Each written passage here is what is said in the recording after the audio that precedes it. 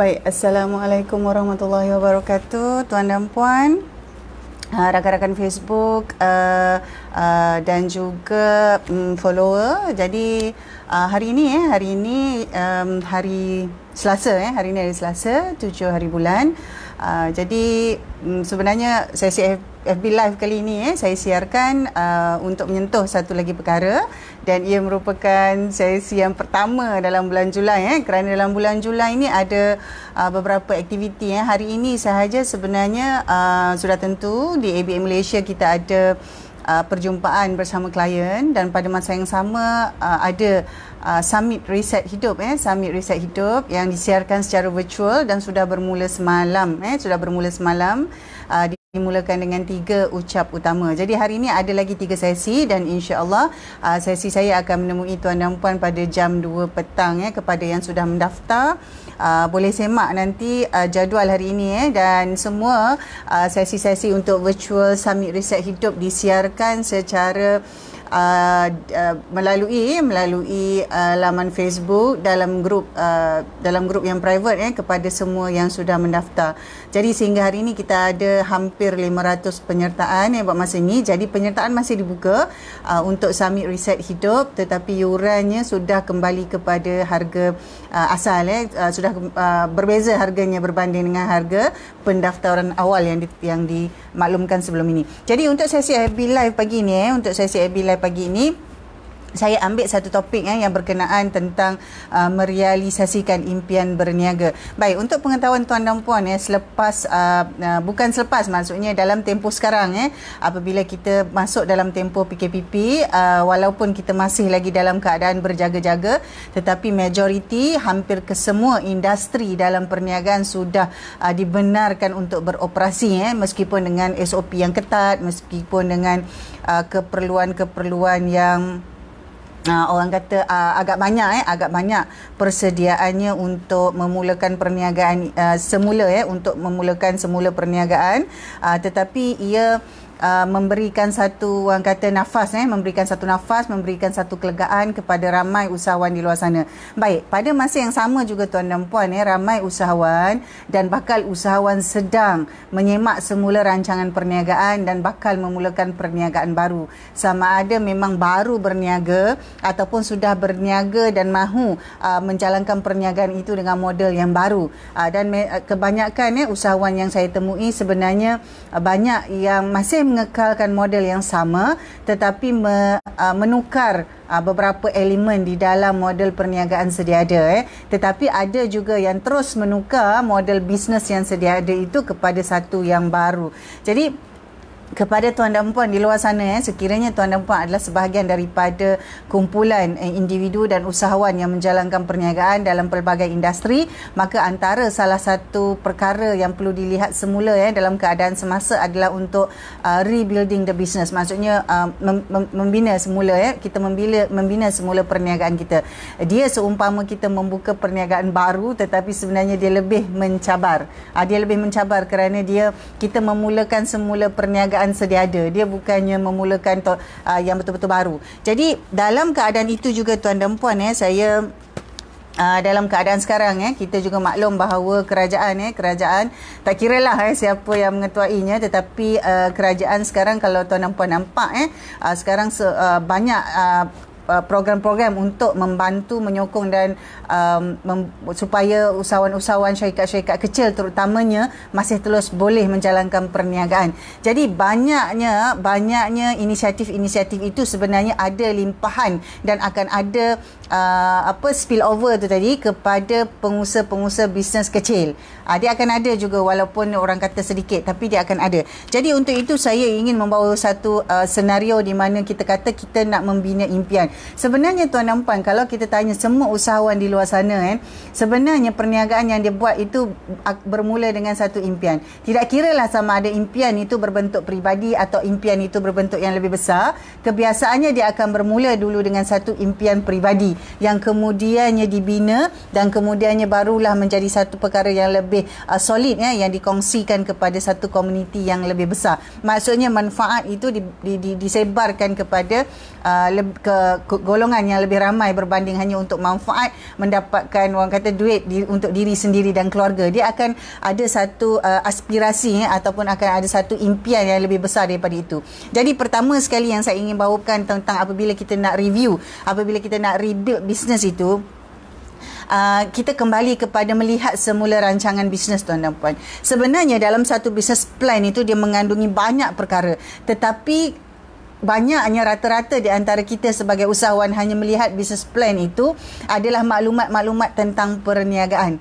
Sebenarnya business plan ini adalah tentang bagaimana kita merealisasikan impian kita dalam perniagaan itu, dan bagaimana kita nak mulakan, bagaimana kita nak menjalankan, bagaimana kita nak monitor, bagaimana kita nak memantaunya, dan bagaimana kita nak formalize the business. Maksudnya kita nak mengesahkan kita mengesahkan perniagaan gitu. Tetapi ramai di antara kita terbalik, kita sahkan dulu perniagaan kita tu. Contohnya kita buka dulu enterprise, baru kita fikir nak buat perniagaan apa. Banyak yang terbalik hari ni. Ramai di kalangan kita, tuan dan puan, dia pergi dulu dapatkan maklumat, dia pergi dulu kelas-kelas, ataupun dia bertanya orang apa nak buat dulu, maksudnya company apa, enterprise PLT Sdn Bhd, tanpa mengetahui terlebih awal apakah sebenarnya impian yang dia nak capai dalam berniaga tu, tuan dan puan. Apabila tidak ada satu impian yang jelas, hanya setakat untuk mendapat pocket money ataupun untuk mendapatkan duit untuk menyara kehidupan, maka itulah yang berlaku sekarang. Dia tidak salah sebenarnya. Memang impian kita itu untuk mendapatkan satu pendapatan yang halal, untuk mendapatkan satu pendapatan yang solid, yang betul. Itu tidak salah. Tetapi bagaimana proses kita menyediakan business plan itu perlu dilihat semula. Baik, jadi saya ingin bawakan perkara itu dalam empat bahagian yang asas. Dia ada perincian banyak di dalamnya, tapi untuk sesi FB Live kali ini saya bawa empat perincian yang atas. Yang pertama sekali adalah tentang menilai dan mengetahui dengan jelas apa sebenarnya impian yang tuan dan puan nak, yang tuan dan puan ada, yang tuan dan puan bina ni sampai hajatnya nak berniaga. Kalau tak ada impian, kalau setakat bosanlah kerja dengan orang, tak sukalah bos saya tu, itu bukan impian, itu adalah sebab antara sebab-sebabnya. Atau mungkin kita kata, kita terpaksa bekerja di rumah kerana perlu jaga orang tua, jadi saya nak mulakan berniaga. Itu hanya sebab. Tetapi apakah sebenarnya impian? What is your dream that you want to build through the business? What are the dreams that you want to build and you want to achieve through the business? Jadi itu yang kena dilihat semula pertama sekali. Jadi kadang-kadang kita rasa kita sudah cukup berimpian, sebab orang selalu kata impian itu percuma. Betul, impian percuma. Tetapi kalau impian itu tidak dirancang, tidak disusun, maka dia tak guna. Dia sama seperti hanya mimpi dalam tidur. Dia tak jadi apa-apa. Jadi pertama sekali adalah untuk melihat semula, kena explore your dream. Maksudnya lihat dulu apakah sebenarnya impian yang ada itu, yang untuk kita zahirkan, yang menjadikan kita berniaga tu tadi, tuan dan puan. Itu yang pertama. Yang kedua, barulah kita rancang bagaimanakah impian yang kita ada itu nak direalisasikan dalam perniagaan itu, barulah kita akan rancang. Dalam rancang ini kita akan buat perkara-perkara yang kita kata buat itu, termasuklah validation, termasuklah market research, termasuklah melihat, mengumpulkan perkara-perkara. Bila kita kata research ni sebenarnya mengumpulkan maklumat-maklumat. Jadi kita tak mahu lepas dah buat bisnes sampai 5 tahun, nak franchise bisnes lah, tapi franchise tu apa? Macam tu. Jadi sepatutnya kita dah ada aktiviti research tu dari awal dan dia diteruskan. Itu di bahagian planning and making. Maksudnya kita rancang dan kita buat.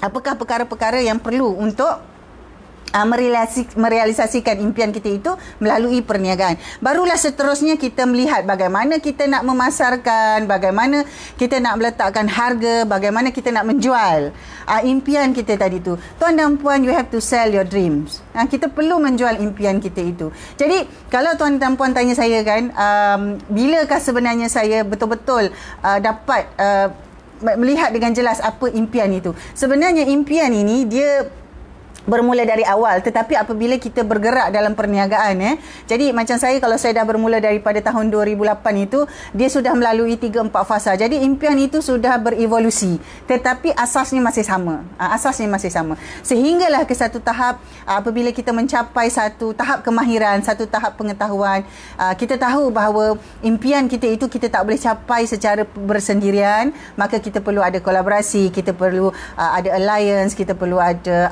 access to resources. Jadi semua itu akan berevolusi, tak apa. Tapi asasnya pertama sekali, kita mesti ada satu impian yang kita tahu, yang kita nak realisasikan melalui perniagaan. Kerana ada banyak impian, dengan bekerja boleh, dengan apa orang cakap, buat aktiviti-aktiviti lain selain daripada berniaga pun ada impian yang kita boleh capai. Tetapi ini secara khusus bagaimana kita nak memasarkan impian kita, bagaimana kita nak meletakkan harga pada impian kita itu, bagaimana kita nak menjualnya pula, itu adalah satu lagi bahagian perancangan. Dia dalam bahagian perancangan bisnes, tuan dan puan. Dia bukan di bahagian operasi, dia bahagian perancangan. Okey, seterusnya yang seterusnya barulah kita melihat macam mana kita nak urus impian kita tu, kita nak urus macam mana. Kalau impian kita itu menjadikan atau membolehkan kita, mendorong kita membuka sebuah perniagaan, membuka sebuah salon, membuka sebuah spa contohnya. Jadi kita perlu ada satu rancangan bagaimana nak urus, bagaimana nak memastikan dia itu ada keuntungan, profiting. Yang ini tak payah gaduh, tak perlu cakap saya berniaga bukan kerana keuntungan. Tak perlu tuan dan puan, kerana perniagaan kena ada untung baru boleh sustain. Ini sudah jelas. Jadi di luar sana tidak perlu lagi kita gebang, kita bersembang, kita bergaduh. Kita berniaga ni kita berniaga ni bukan untuk untung. Kita berniaga ni kerana kita nak tolong orang. I think all of us should stop doing that. We shouldn't be discussing all those things. At the end of the day, when you enter the business, there's a lot of compliance, there's a lot of commitment that you need to follow. Like it or not, you still have to make that amount of money and balance. Mesti ada profit. Mesti ada profit. Kita tak cakap lah, kita kata nak profit sampai banyak-banyak, berjuta-juta. Itu terpulang kepada perancangan. It depends on how big is your dream. How big is your dream. Jadi kadang-kadang kita tidak perlu layan kalau ada lagi perdebatan ke perbincangan yang berbentuk begitu. Kerana kita sudah tahu apabila berniaga kita perlu ada peraturan SSM, peraturan cukai, semua peraturan tu kita kena patuhi. Untuk mematuhi itu semua tuan dan puan, kita perlu ada satu sustainability. Untuk sustain mesti ada profit.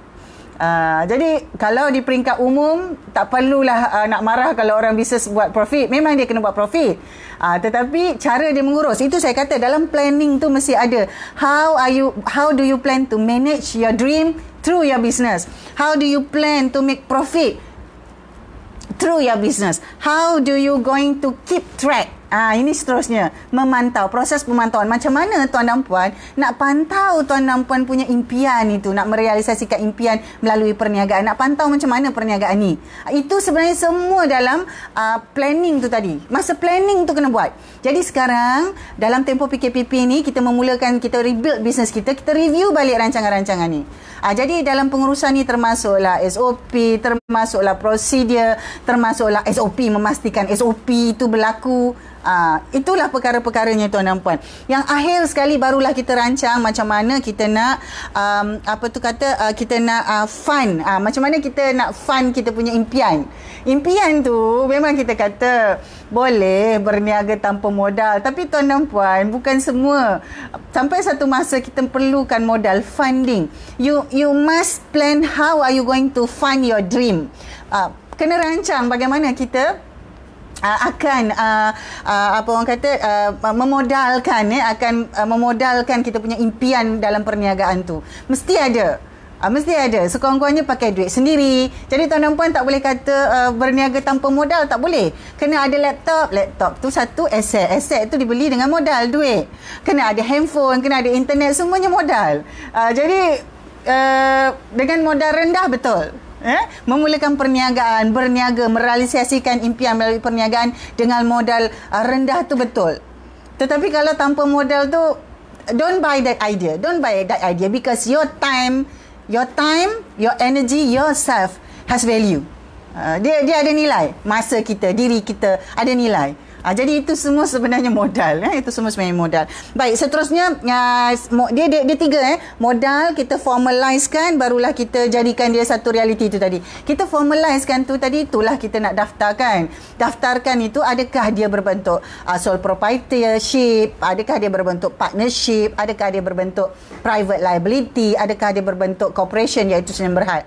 So ada 4, sama ada sole prop sendiri-sendiri, partnership ada partner, ataupun private liability punya partnership, ataupun kita kata dengan corporation, iaitu sedia berhad. Jadi apabila kita dah tahu impian kita, kita dah nampak macam mana kita nak buat, kita dah validate kan macam mana kita nak buat, lepas tu kita dah tahu macam mana nak buat market, macam mana nak marketkan, macam mana nak price, letak price dia, macam mana nak jual dia, macam mana nak urus dia, macam mana nak pastikan dia untung, macam mana nak monitor, nak keep track, macam mana nak dapatkan modal, macam mana nak formalizekan dia tu tadi.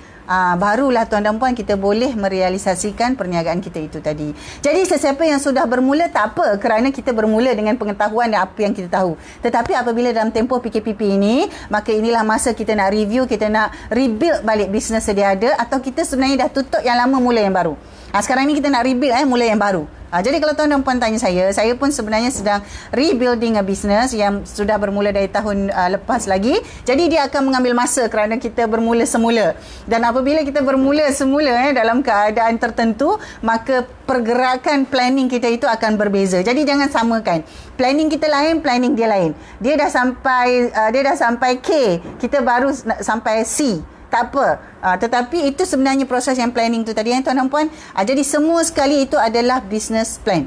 Bukannya dalam kertas nak minta loan, bukan. It involves a lot of things, starting from exploring your dream, thinking on how you are going to manage it, how you are going to keep track, and how you are going to formalize your dream through making business, through doing business. Baik, untuk itu tuan dan puan, FB Live hari ini tamat. Jadi tajuknya macam yang saya sebutkan tadi, merealisasikan impian melalui perniagaan.